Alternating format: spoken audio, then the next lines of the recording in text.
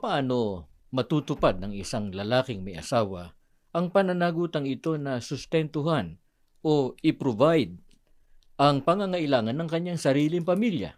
Sa Efeso 4 at 28 ay ganito po ang nakasulat na sagot po sa atin ng Biblia.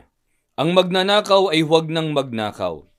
Sa halip, magtrabaho siya at gamitin ang kanyang kamay sa anumang gawaing marangal upang may maitulong sa mga nangangailangan. Para po matugunan ng isang ama ng sambahayan ang kanyang obligasyon na sustentuhan o i-provide ang pangangailangan ng kanyang pamilya, ang sabi po ng Biblia, dapat anyang magtrabaho siya at gamitin ang kanyang kamay sa anumang gawaing marangal. Kaya yung isang lalaking lulusong po sa buhay may asawa, dapat meron pong isang matatag na pinagkakakitaan.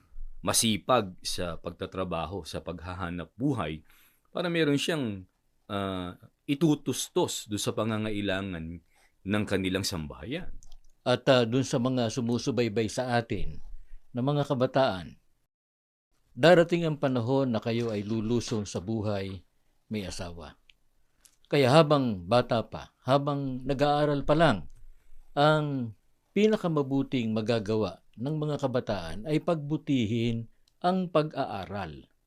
Dahil malaki po ang kinalaman ng pagkakaroon ng isang matagumpay at maayos na edukasyon para makasumpong ng matatag na hanapbuhay. Totoo po yan.